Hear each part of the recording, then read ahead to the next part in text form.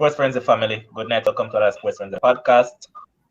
And I'm your host, Levon. With me tonight, I have Ryan, the Englishman, Jason, the man that has been hyping up his garbage side, and I said that with no apology, his garbage side Brazil that Big, can't big compete with Brazil. any European team Oh, whatsoever. And we also have Inaki Williams' brother in the building, Bad Yeah. Slave, Chris Lynch, because this man reminds me of Inaki. These two black men actually represent Spain. Oh boy, they're two weird fellows, man. But I mean, that's just part of and the nature of sports. But welcome, gentle folks. How you doing, man? How things treating you out? Yes, good. Good so far, I guess. I'm Doing sure good, that doing Jason's good. in and Jason's in high spirits, knowing that Brazil is at top. Their qualifying group and all of that, and they're unbeaten. sports. They beat an unbeaten team in Paraguay yesterday, and that's where I actually want to, well, you know what? Leave them alone for now. We're not going to touch on Brazil because Brazil is not important when it comes onto the show. But we're going to stick in Europe because European football is the heartbeat of world football, and that's where we're going to stay. And we're going to look no further than the Spanish national team. Chris, boy, COVID are doing a bad, brother. A lot of your players dropping down like flies, man. Yeah, I think Um, there's quite a few players that have gone down, man. So, with all that being said, aren't you worried going into the tournament itself? no, the expectations for Spain is basically not big. This one, even though I think if they would have surprised the world and win this and win this championship, they would have been the they would have won it the fourth time, the most in Europe. But that's unlikely to happen. So I think the rebuilding mood, moving on from the era of Xavi and Iniesta, I think Spain is basically in a rebuilding mood. We don't have those type of players again, basically. So it's a rebuilding mood. Sergio Ramos not there. It's the first time in a long while, probably no Real Madrid players in the team. So it's a rebuilding mood with the likes of Koke in the middle, Thiago. I still think this team can do fairly well. 29 and 30. I still, yeah, they have quality. You have young people like Ferran Torres that many expect to do good, and Rodri. So I like those two talents in the team. Especially Rodri. He has a lot to play for. He didn't play in the Champions League. Didn't start in the Champions League final after playing so good. So he has a lot to prove in this one, especially to his coach Pep. So let me ask you a question, though, Chris. What you do actually think is a midfield linchpin? Because I know a lot of people are going to say, "Hey, you're a Liverpool man." Some Liverpool fans are going to say, "Oh, Thiago Alcantara and all of that." But in your opinion, who you think is the linchpin of this midfield? It's always Spain team always start with the defensive midfielder. So that's all. I don't know if you're talking about if you're talking about midfield, I would think Rodri, Busquets. That's where it starts. No, but if you're looking at a standout, who you actually think will stand out in that midfield come this time around, or who do you want to see in that midfield that you think can bring something different from the others? But you keep on asking me. What I'm getting at is that Yeah. would actually be a surprise package that you'll put in there that a lot of people don't necessarily expect you to actually play. Because if you look at it right now, a lot of people are thinking that the midfield three would be Koke, Alcantara, and Busquets. So if they're looking at it from that standpoint, you being the man in the hot seat for Spain now, what would you actually pull out of the hat? Pedri has a role to play, and Rodri. I would look at those two players that can make. I think those two players can make a big difference in that midfield. And I like Busquets. It's one of my favorite football liners. Just so watching him does make football look easy. Doesn't do much that's glamorizing to that, but make football easy. But Rodri, I think it's his time to shine. I would have given him the nod, but obviously probably gonna go with experience. Busquets. All right, I kind of disagree somewhat. My surprise in that midfield will actually be Fabian Ruiz. You bring something different from a lot of these midfielders. He's the type of player that he's not afraid to shoot from far out, and you know that generally with Spain, they like to walk the ball into the back of the net. But this is a player that brings something different, otherwise from what you've become accustomed to when it comes on to midfielders and Spain. Ryan, you have seen this play. I'm probably sure you have seen this player. He plays on Napoli and all Just that. to stop off on that, though, good option to come off the bench, Levan. If it's something different, that's a good option to come off the bench. Just This to man say. just actually on the bench just like that. Get a man must ride bench bus. But you have anything else to say about them? Because you know have a good centre back, even though Ramos won't be there, you know have America, Laporte. So I mean, good central defender to have, and Pau Torres is also solid.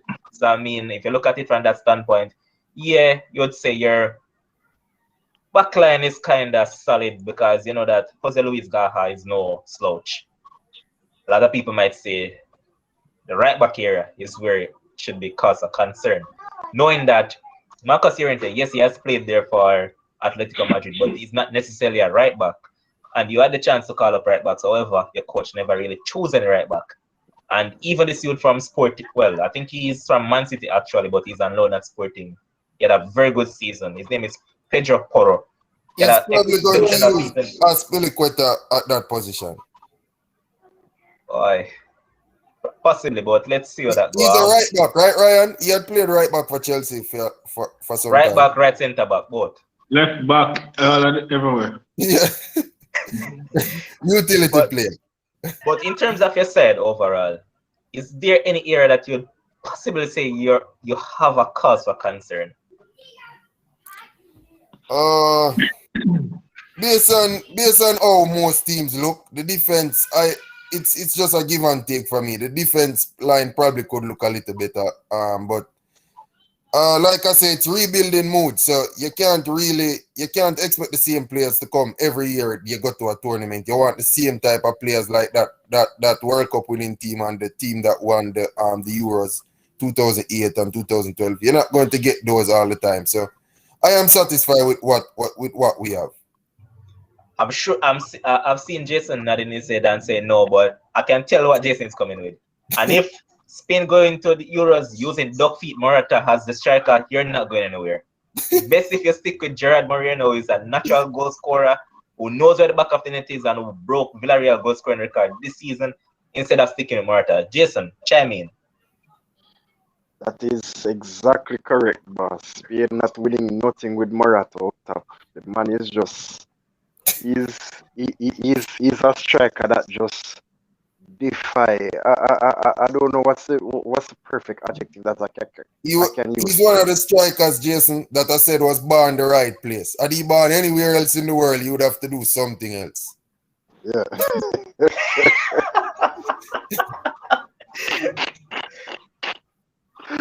But he's also born outside, you know. He's born outside. So I think where that is concerned, I would go with Fabian Ruiz as well, considering that with Morata's wastefulness and his penchant for illegal goals, or unofficial goals, that goals from midfield might be key. Goals from elsewhere. I'm not sure how many other places goals will come from in this Spain team. I wonder if you might throw in the wild card of Adama Traore. I mean, he hasn't been very much electric for Wolves this season. But I'm wondering if the coach is going to start Unai Simon over there in goal. Maybe that is something that might be a late decision, but Spain might see this as some bit of deja vu, because right before the 2018 World Cup, I'm sure we all remember them announced Lopetegui as Real Madrid manager, and throw off Spain entire tournament, and everything. But as Chris said, I mean, maybe the expectations might not be as big this time around, considering that the golden generation is far from the Spain team. However, Spain as a big nation, they still have a lot of talent at their disposal, and they'd want to at least have a quarterfinal spot at the very least with this current version of Spain. But with the whole COVID disruption and everything, you wonder. I think Busquets tested positive, and then Marcus Llorente was the second player. So everybody else has had to gone into quarantine and everything. So it's not good preparation. But if Spain can come through this and graft themselves a quarterfinal place, then I think they'll be satisfied. All right. Ryan, your take on the Spain team, and as Jason just mentioned, and I said it earlier, they have been hit by COVID. Yes, Busquets was the first to go down, and since then they have tested other players. Llorente has come back with a positive test as well. So, looking at it from that standpoint and all of that, do you think that this will cause a disruption in the Spain national team, knowing that these are players that they actually expect would more than likely be in the first team, and then they weren't strong already, and this would somewhat dampen their team somewhat. So looking at it from that vantage point, how would you assess this team right now?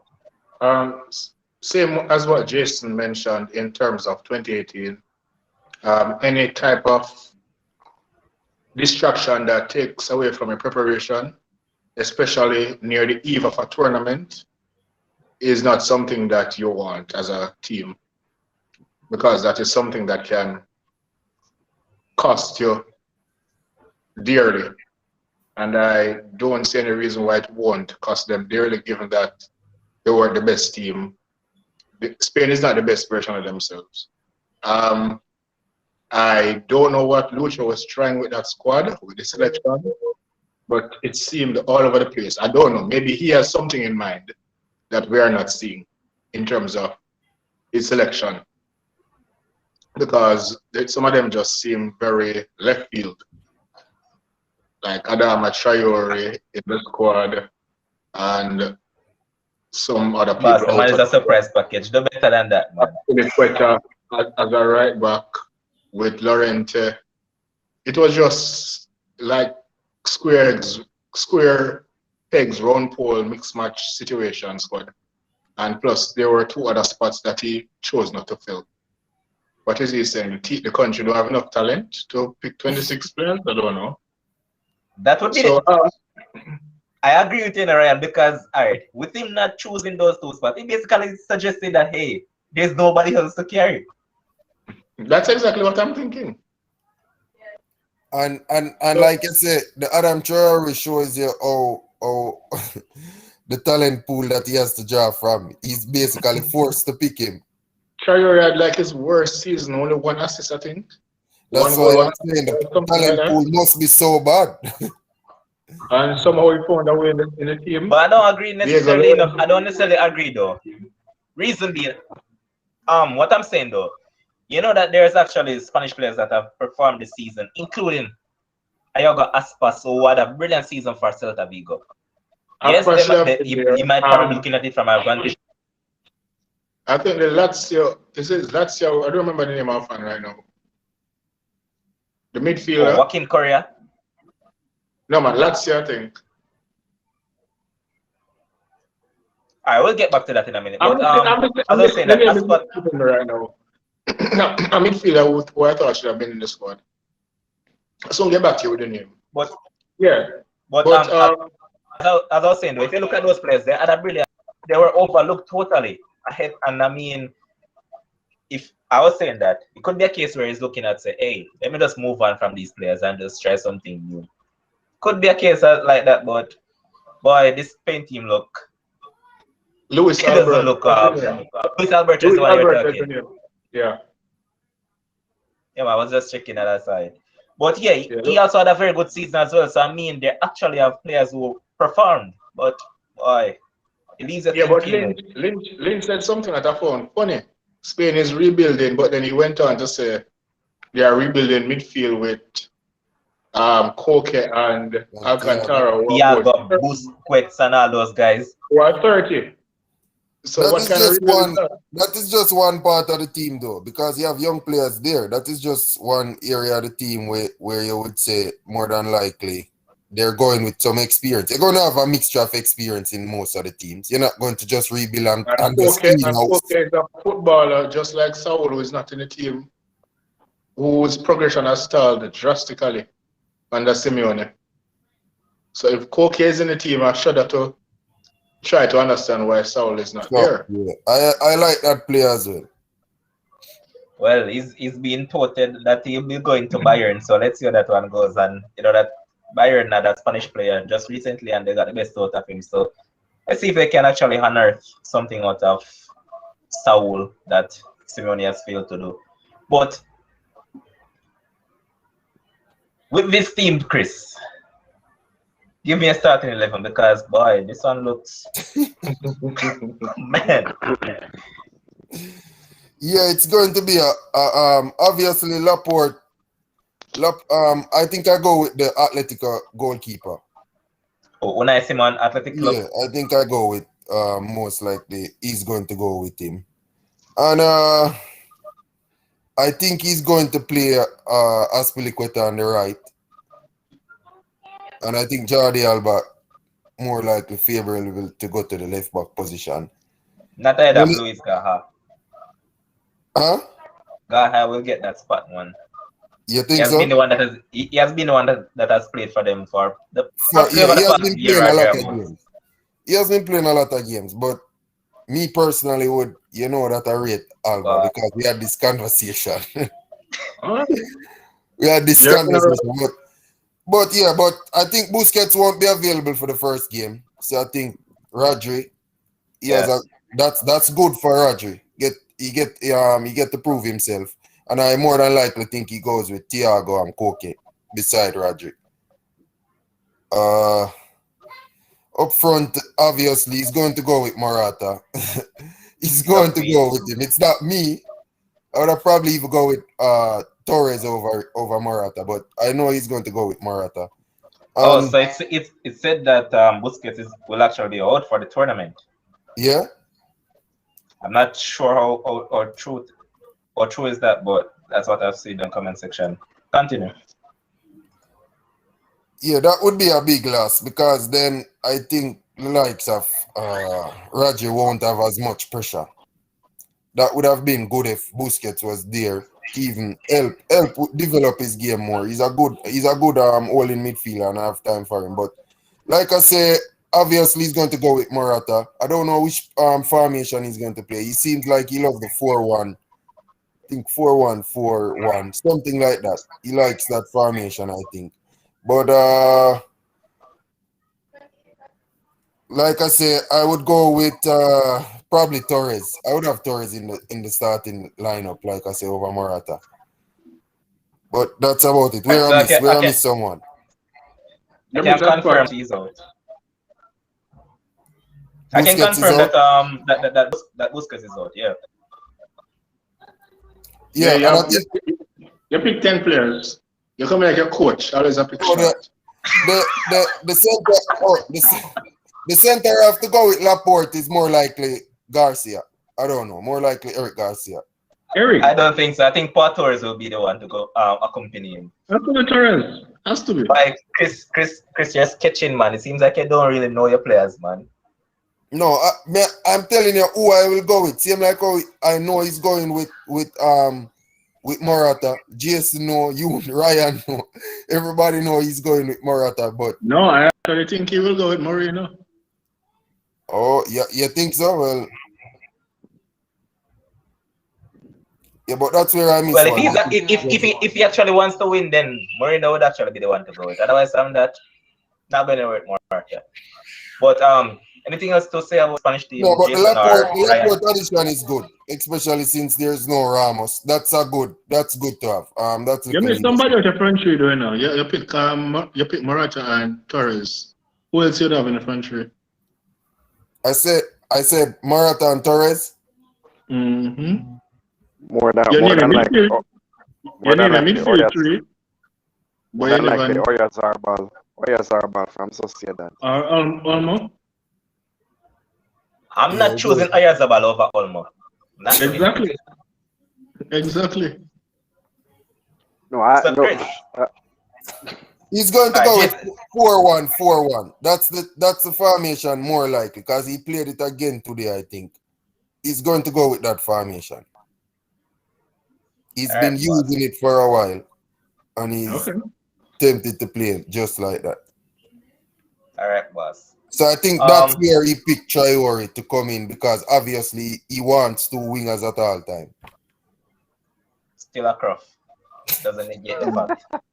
Anyways, let's move on because there's nothing much to excite us about this Spanish team. Demon, Chris, y'all are in despair. And for the Argentines that support Spain as well, boy, must be a daunting time for you guys. Anyways, let's move on. Croatia is the next side that we're going to look at. And yes, they did well at the World Cup where they actually were a finalist, but the Croatia then, in comparison to the Croatian, are two total different sets where you know that they don't really have Mandzukic anymore, and then Magic has dropped off. Rakitic is no longer around. But I hear people saying that their strike partnership is where they should have caused a concern. But I mean, Ante Rebic has had a brilliant season for AC Milan, so I mean, he can fill a gap. And there's also players down in their league that has actually done very well. It's just that they're not that enough time in the national side itself. And if I was the coach, more than likely he's probably looking at Andrej Kramaric, a player that a lot of us might know from his stint over in EPL. He has done well for Hoffenheim as well. So in terms of the forward line, you guys said that that's a cause of concern. Midfield is still there because yes, they lose Rakitic, but Nikola Vlasic is one that has come leaps and bounds, and he actually looks a very good player. So I mean, if you look at that, Kovacic is now a still, so I mean, they still have a decent side together. Ryan, I'm going to start with you on that one. Yeah, Croatia, as I said, they have fell off a bit from 2018, losing some of their key players. They have most of the team together for the most part. It's just that they need some parts to go with what has been missing. Their midfield is still up there, up to scratch. They have Perisic from the wide forward position, who is a very good player. I think they'll use Kramaric as a striker, who is a good striker, a decent enough striker. In defense, iffy. Lovren is the leader in defense, so it's going to be iffy. Goalkeeper. I mean, it's not as bad as we're making it, you know, because they have Duje Chalita Char was done well for Marseille, and then Borna Barisic, who has done well for himself. Yeah. But I'm saying they are decent players. They are not defenders that will set the world alight as it stands. They are decent players, which is why I say iffy. Well, but I think Croatia's strength is still their midfield as it was in 2018, except for the fact that they had their forward line and their back line was a bit stronger than it is now. But I think they will try and use their midfield to control games and to have possession of the football so as not to get countered on by strong teams. So they have the potential to win the group, but I don't know how much further they can go from there. I don't see them as a semi-finalist. All right. As I said, there's not much to really talk about Croatia. That, as I said, if you look at them, yes, they have a decent team still in place, but aside from that, nobody's really getting over the top. Madrid is not the Madrid that he once was. Yes, Kovacic is now a starter, and then you have Brozovic, who has done for himself at Inter Milan. And I'm sure that, well, the producer himself would probably love if Croatia actually win the group because he wants England to finish second so they can avoid facing France, Germany, or Portugal. Can go over Spain group. Yes, I want to avoid that. So the producer would love if Croatia actually win the group or on the other side. But easy part, Joshua look. I look too. Man said just like last week. I said Croatia can win the group. Well, we won't dwell on Croatia. Now we're going to look at the Dutch team because we have quite a few people in Jamaica that actually love this team, you know. they have started to hit form at the right time. Yes, they were struggling badly, and I mean literally, they were awful under the current coach. And since of late, they have turned up somewhat because a lot of people are saying that Frank de Boer should not have been the coach for this team, but they are starting to hit form at the right time. Memphis Depay, their leader, doing very well, and then you know that they have quite a few players that our viewers are accustomed to, like the Wijnaldums, the Ligt, Blind. Well, Manchester United fans know about him since as he was part of the team back then. But if you look at this team, right, what would you say is their strong area and their weak area? Since as they won't have the talismanic defender in Virgil van Dijk at this tournament, and also Danny van de Beek has gone home with an apparent injury that he hasn't overcome. So, Jason, you're a United man. Happy that Van de Beek won't be around, or it's actually sad on his part and United part? I'm actually disappointed that he's missing out because I mean he hasn't played much for United this season, so I couldn't ball for him to get rest. Van de Beek still fresh. How much games has he played for Van United? de Beek has been resting all season. Van de bench. Exactly. So I am disappointed that he's missing out, and I think overall that is going to be the big question. You know, how do the Dutch cope without him and Van Dijk specifically? You suspect that the central defensive partnership would be who Billit and possibly Nathan Ake. Timber. The midfield is where Netherlands are strongest. Even without Van de Beek, they still have Frenkie de Jong, Gravenberch, very talented player. No, Love that player a lot, man. Yes, sir. Coop Miners as well. Wijnaldum is going to be their midfield talisman. I believe he's going to take out. He's going to be the captain. If anything changes, but where they are short, and I pointed this out to a Dutch fan, that if this Netherlands team had like a Van Persie or a Van Nistelrooy, then we could have had them as serious contenders, but they do not have that serial number 9, that potent goal scorer. I'm not sure how far Memphis is going to propel them in this I disagree with Euros. you, Jason. You think so? Well, Yeah, no. I believe Wout Weghorst is actually a very good striker. You think so? He scored his first goal the other day in a friendly. Yeah, but how much game has he played for them? Yeah. He hasn't played much. He has a potential. I don't think he's there yet. I don't think he's. I also rate the pronounce Malen from PSV. Malen. Yeah, he's coming up as well. I mean, the Dutch have some very good talents coming up, but I'm not sure how far they're going to go. I'm trying to look through the side and see where the goals are going to come from. They have a very strong spine regardless, but I think that is where they're going to come short. They'll be hoping to get at least a semi-final placing. Quarterfinals, the Dutch should at least hit, because regardless, they still have a very good team. But I just think that just like with England and some of the other big sides, let me not say some of the others, with England specifically, they have a very cool coach. So, Frank de Boer, we all know his history, and I really don't need to go into that now. For anybody who watch football, follow, I know about Frank de Boer. So it's going to come down to him and what his tactics on the day against all the other teams. But overall, they'll be targeting at least a quarterfinal place, hopeful for a semi-final spot. The Dutch. Right. Chris, Jason just pointed out that they lack a serial number 9. Within their league, their Eredivisie, they have quite a few young talents coming through.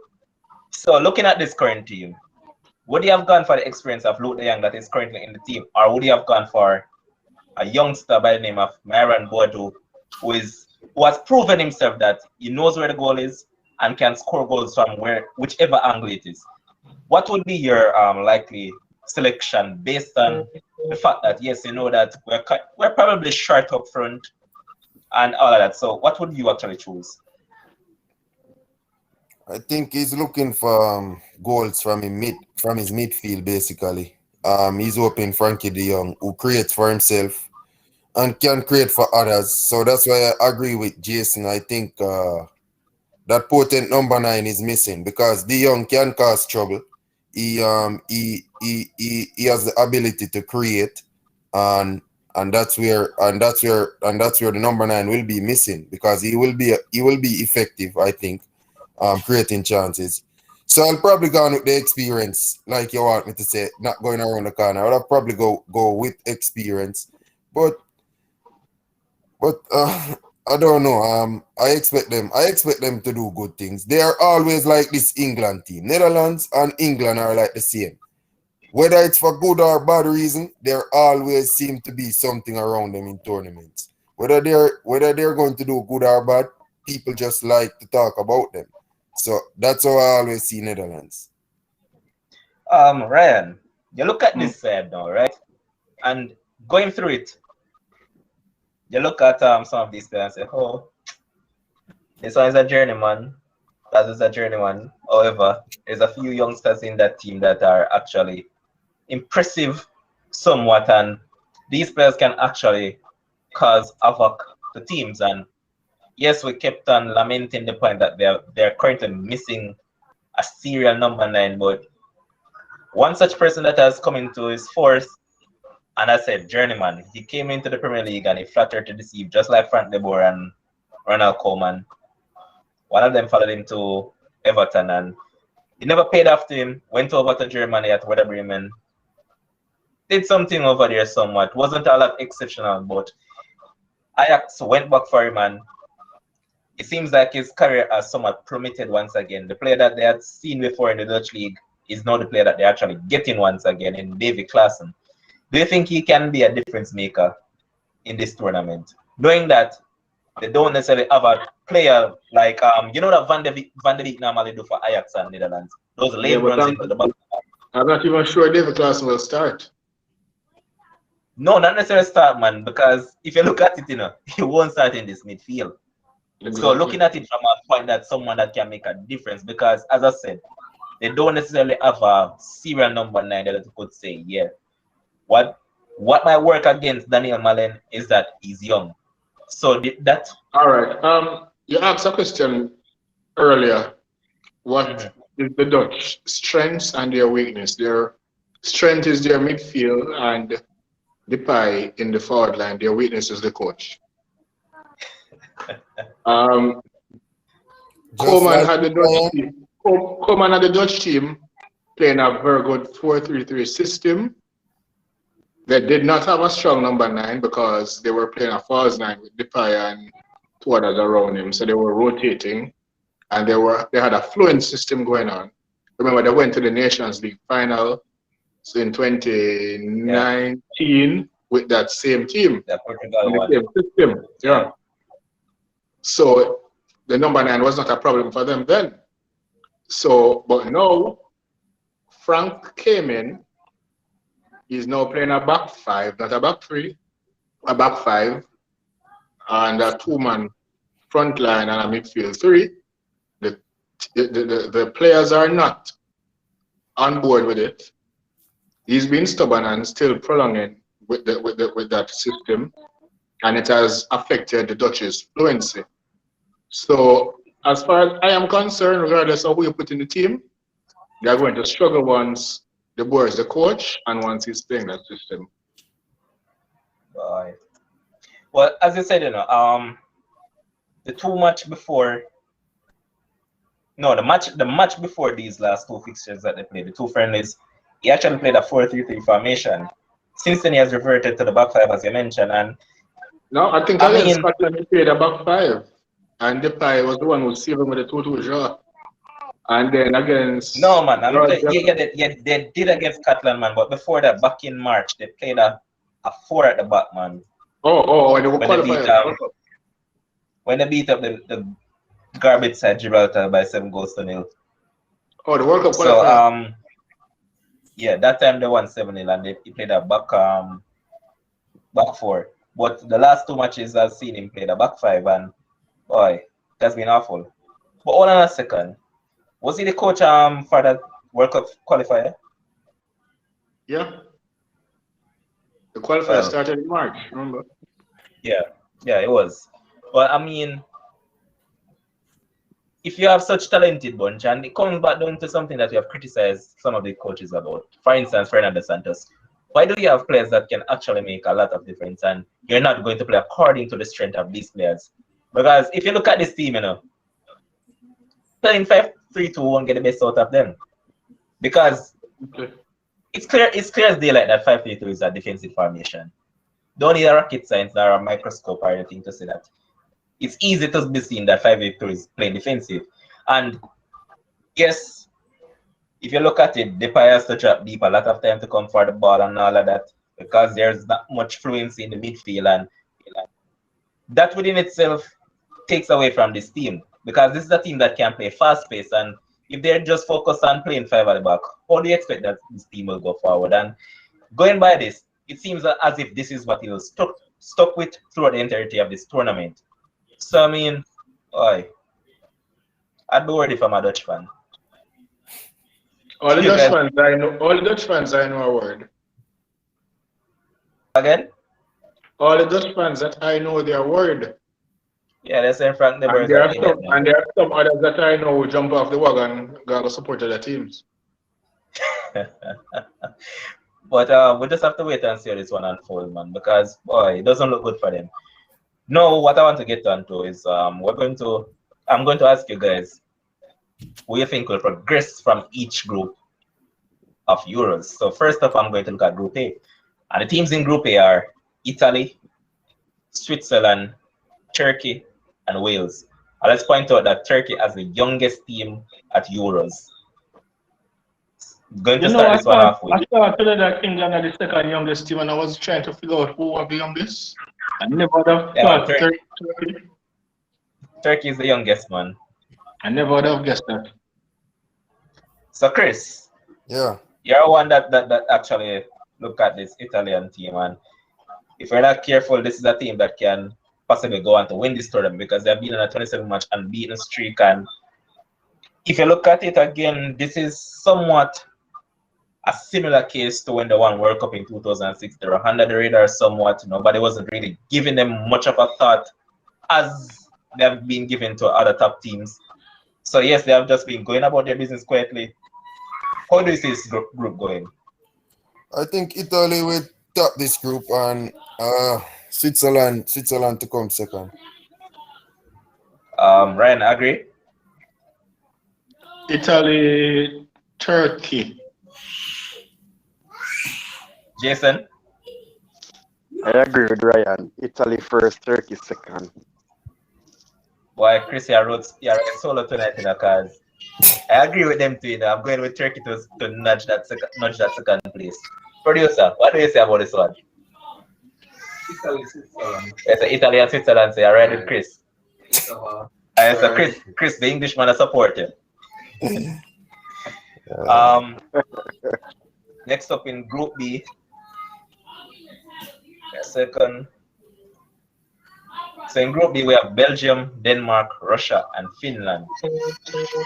A lot of people already said Belgium. You just call the order. Chris, I agree with that. Yeah, go with Belgium and Denmark. So it's a Belgium and Denmark to get through this group. Yeah. Jason? No, I will have a slight change. I think Russia will finish ahead of Denmark. All right, this is a good idea. What really swayed your mind to think that Russia will now Denmark to the second place? I just think that, well, especially as of recently, Russia have actually more big tournament experience. They have some decent players, Golovin, Cheryshev, Mario Fernandez at right back as well. Russia have a good little team. Gone are the days of Denmark when they had players like Dennis Romedal and Niklas Bentner and them the man. But Cheryshev not getting any game after that. I don't think Cheryshev got much game last season. Cheryshev. Jason, Whereas the Danish players, I can say this. players have gotten our fixtures in their respective clubs. All right, Ryan, I can say this much. Denmark, It's Denmark backline. Let's move on. Denmark has a better team than Russia. Let's move on. It's simple as that. And not always better team, man. So sometimes, sometimes you just have to provide some shocks. Which big tournament go without some shocks? Yeah, well, that's true. Group C, Netherlands, Ukraine, Austria, North Macedonia. This is where the shot might come in, not with North Macedonia. Why? But I am going to go Ukraine and the Dutch. Chris? Netherlands, Ukraine. Netherlands and Ukraine. Jason, what do you say about that one? Who was the next team after Ukraine? Sorry. North Macedonia. The shot that No, Ryan man, another said. one there, Austria. man. The third one. Austria. Austria have a good little side, David Alaba, but yeah, I think Ukraine might finish second. So them and the All right, Dutch. that. If you look at Group D now, right? It's a group that quite a few people actually want. A team to just finish ahead of England. They want England to finish second in this group. But could we actually see England being knocked out at the group stages? Knowing that the Croatians have quality, the Czechs have quality among them, with a lot of people are saying that this man was arguably one of the better midfielders in the Premier League this season. Man who plays for West Ham, Tomáš Souček, and they also have Vladimir Koufal. But them, and then the history between Scotland and England already. Do you guys see any shock in this one? Ryan, you being an Englishman. Let's see this. The shock might be Scotland coming second ahead of Croatia. If you want a shock. No, man, the shock will actually see England finishing last in this group. England is will. Chris, pick up because They're at home for the 3 games. Oh. And you know that England. Cesaren, not losing at Wembley. Not for the. Yes, not for the group stages, but I hope that you get a shock and England go at group stages. Yeah, I know. Chris, you look at this group. It would be England, Croatia for me. You look at this group. You think that anybody can upset England from winning this group? I am going Croatia, England. That order for the group. Aye. Man, this a fight out me shock someone. Jason, what side of the fence are you on? I know that you have a soft spot for England now, so you're going to say England. Yes, but come yes, on, man. Don't just follow the narrative that has been pushed by these two guys, man. Change it up, man. Boy, England don't tend to have a fast start to tournaments, and they might see that to their disadvantage, being that the first match is against Croatia. And if we remember correctly, from the under-21s, it was the same Croatia that knocked England out in the under-21s. I know this is the main side, but I think as far as shocks will go, I think the biggest shock in this group might be England finishing second. That's as far as I will go. And Croatia topping the group. Come on, man. You're a coward, Jason. All of you guys are some cowards. Why couldn't you just go at that?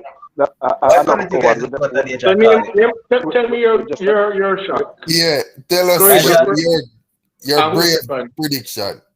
My prediction is England to finish first and Scotland to finish second. You're So that you're caught. going with my shock. Yeah, man. I'm just looking at the Scottish team, man, and there's something about them that I like. I don't know Yeah. it's because I'm close to a lot of these players knowing that they play in the English Premier League and all of that, but I like this team so I much. tell you, That's coach. I all tell you, it coach is. is bringing it. That's all it is. Bringing. Just like England, Scotland is no different.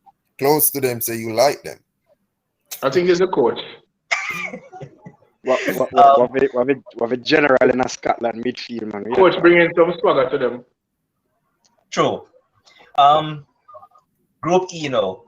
We look at it and we're saying that yes, Spain have been having their issues. Poland led by Lewandowski, Sweden with Alexander Isak. Well, Sweden is also affected by COVID because one of their key players in Dejan Kulusevski will be out of the first match.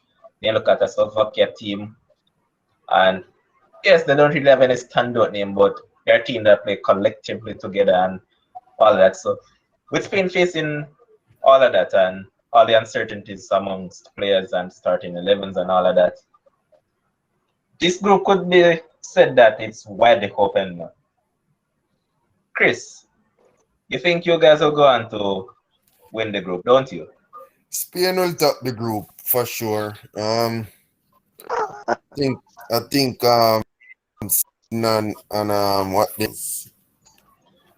I probably think Sweden and Slovakia can fight for that second place. Not sure about this one. I won't even go on I won't call a second place for this group. Could be interesting. Boy. Ryan, you don't think that Lewandowski can actually lead this Polish team to get past to finish ahead of He doesn't normally do well with Poland in competitions. But you want a shock? Here comes a shock. Sweden, Poland. Top. Oh. Repeat. Sweden, Poland. Producer, I get that one. Ryan is saying that he doesn't expect Spain to make it out of the group, you know. I never said that. They can come third and make it out of the group. He's saying he does. Ryan, I don't like how you're just there, play safe like Chris, you know. When they talk about safety, Sweden and Poland. lead the Chris. With some luck, if Spain lucky and come one of the best top 3 teams, then maybe them lucky and get a spot. But Sweden and Poland. Jason, you see this group and you see how these teams have played, and with all the uncertainties among players, Sweden would have been better off if their god of football, Zlatan, was there, but he's not. And as I said, Kulusevski is out with an injury. Do you think that Spain will tackle the group, or they'll falter, as Ryan is saying? I think even with all the lack of preparation and a disruption, I think Spain will still top the group. It's very wide open for second because Sweden, without their 2 talismen, Poland don't do well. I mean, World Cup, Poland was in a group with Japan and Senegal and Colombia, and they still didn't make it out. Lewandowski don't tend to have good international tournaments, but I hope he changes it this time around. So I will go with Poland for second. Okay. And the final group, the group of death. 95% of Jamaicans, actually, well, not 95, I would go as far as say 99%. 99% of Jamaican people expect that Germany will finish third in this group. Some are even saying that Germany will finish last in the group. Which 2 teams will make it out of the group? And then, well, remember they also have the 4 best third place teams that will also go on to the round of 16. Which 2 to make it at the top of the group? Starting with Jason on this one. Jason seems to not be there, so Chris, pick it up. Yeah, Levon is that 1%. Levon is a part of that 1% that think Germany will finish first or second, just to let the viewers know that.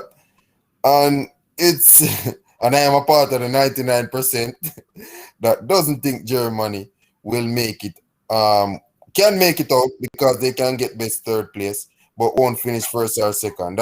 Those 2 spots belong to France and Portugal. Ryan? Germany will be at home for their 3 group games. but I don't think that will save them. Third, I'm in the 90% as well.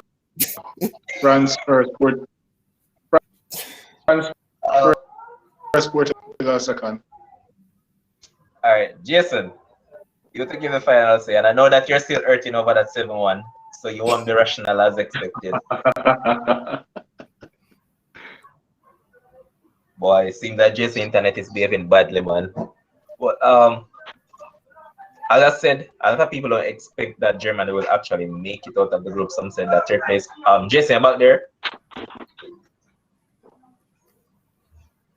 Jason? Come on, there, man. Yeah, All right, yeah. your take, quickly.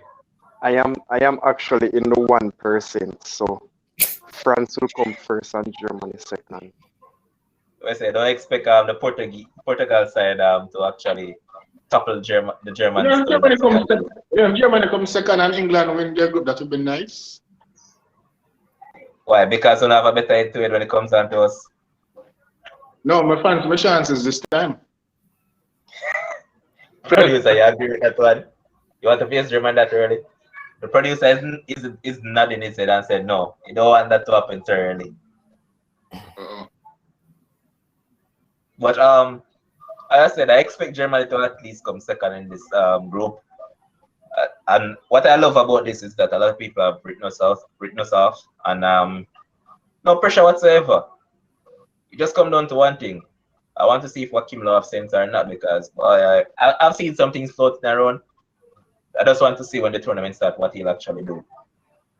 So yeah, that's a roundup of the groups and who we actually expect to progress and to further part in the tournament. Quickly before we go, Chris, touch on the basketball a bit, man. Donovan Mitchell was balling last night, man. Yeah, always. He's a good player in the playoffs. It's a very entertaining player in the playoffs when it comes.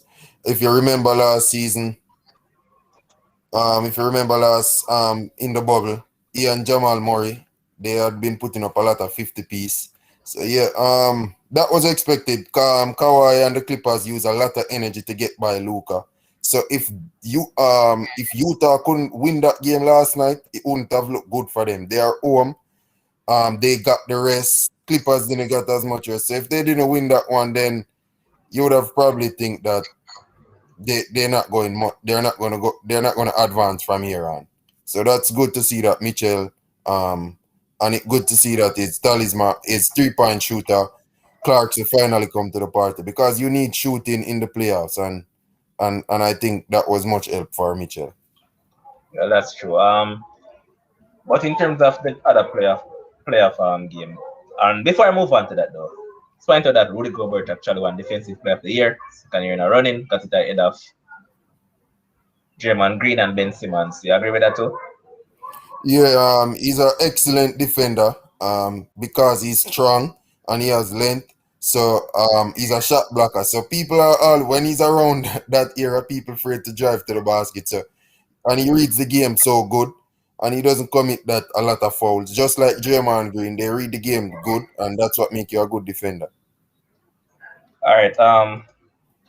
The Nets, they have been walking through this playoff so far. Do you see them clean sweeping this, or you expect a team to get one over them? Yeah, they are the favorites. Obviously, they have no answer. They have two killer in Kyrie Irving and Kyrie Irving and Kevin Durant. When it comes to playoff, they are an assassin. They just know how to get basket. And in sports that has to do with scoring, it's normally the hardest thing to do. And when you have three people who can do something like that in basketball, I just can't see. I don't see the team to beat them. All right, and the Suns, who won the first game, they're currently leading the Nuggets by 35 points to 28 in the second. You expect the Suns to go on, or you think the Nuggets will They go are on? my pick to come out of the West because of the Chris Paul factor. The only thing that can enable them not to is if Chris Paul do what he does best, get injured and cannot play. That's all. So, but because of the Chris Paul factor and Devin Booker doing so great, and the role players just seem to just hit in shots at very important time, they are my pick to come out of the West. And The Atlanta Hawks against the Philadelphia 76ers, tied up 1-1 apiece. I say this one finishing. I like the Hawks team, but if Embiid stays fit, Philadelphia should advance. But I would say if Embiid doesn't stay fit, I am going with the Hawks because I think they would miss that attention that Embiid command. He command a lot of attention and most time that double team. And if they don't have him, then they don't really need to. The Hawks don't really need to double anyone, and the Hawks shooting is coming along. So if Embiid stay fit, they should win this series in probably 6 games. If he doesn't stay fit, I'm going with the Hawks. And the game that we started off with, we're going to finish it again. The Jazz against the Clippers. Jazz leading the series 1-0. Do you think that they actually go on to win this playoff series? I really I like the Clippers coming up. I seen them play a good game, but playoff is just a different story. And I don't trust Paul George as yet. Yes, I don't trust him as yet. But the Clippers, I think they got wanted. They try to avoid the Lakers for them because they avoid the Lakers. One, they avoid the Lakers, and the Lakers got knocked out. So they didn't want to see the Lakers at all. So I think they are more focused now and thinking that they are the better team, leave in the West. And they rightfully should think so if Paul George plays like he can. And they should get past Donovan Mitchell, even though he's going to put up brilliant numbers. They should get past that Utah team. You just have to find a way to involve LeBron. Boy. I didn't say nothing about LeBron James. Boss, LeBron plays I didn't mention you nothing. brought up that thing about Clippers and Lakers. What did I say about LeBron James? Come on, they talk about Lakers. I said the Lakers. But Chris, you know at that point really why I actually go to that point? Reason being is that if you check the stats, that's proven that Clippers has a better head-to-head record than the Los Angeles Lakers. No, but they didn't want to see them. They didn't want to see them. It's obvious. They sit out players. They make sure they didn't come across the Lakers. They make sure they were on the other side of the bracket. Right, because regular season 11 means nothing. That's why the Nets, who finished second, and Philadelphia, who finished first, the Nets is the favorite to win the title same way because it means nothing. And Clippers finished fourth, and Utah finished first, and the bookies have it that Clippers will advance. It's because playoffs is just a different story. Yeah, but the thing is that, Chris, we don't talk about teams that are sitting at home. No, that we shouldn't do that. This is where we're going to call it a night on the show. It was a good show with Ryan, Jason, and Chris. We touched on Spain, Croatia, and the Netherlands football team, talking about the chances at Euros and the coaches, and we also called teams that we actually think that will progress from each group going forward. Thanks to our viewers who have been here with us throughout the night. Thanks to our producer, Josh Collins, makes this possible. And thanks to everyone that is a part of the Sports Frenzzyy family. Until next time, which will be Friday, stay safe and so long. Blessings.